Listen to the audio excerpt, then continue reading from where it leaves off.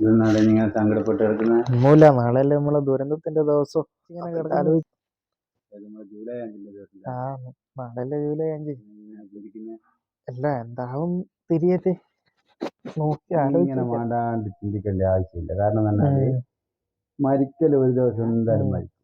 ജീവിച്ചിട്ടുണ്ടെങ്കിൽ മരിക്കൽ ഉറപ്പ്, അതെനിക്കറിയാലോ. അപ്പോ ഇങ്ങനെ ഓരോരുത്തർ പലതും പറയൂ. പഠിച്ചവൻ എന്നാണ് തീരുമാനിച്ച് അത് നടക്കും.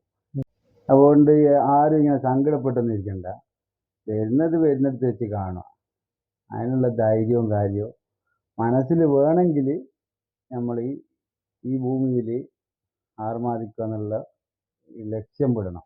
പിന്നെ നമ്മൾ ഒരിക്കലും എന്താക്കരുത്, ഈ ഭൂമിയെ ആഗ്രഹിച്ചിട്ട് ജീവിക്കാൻ പാടില്ല. ഈ ഭൂമിയിൽ നമ്മൾ അത്ര കാലമൊന്നുമില്ല. ഒരു സാധനമായിട്ട് കൊണ്ടുപോയി ആരെ കൊണ്ടുപോകാണ്ടിരിക്കുന്നു, ആരോട്ട് കൊണ്ടുപോയി. അപ്പൊ എന്ത് ചെയ്യാ, ഇങ്ങനത്തെ ഓരോരോ വാർത്തകളും സോഷ്യൽ മീഡിയയിലും വരും.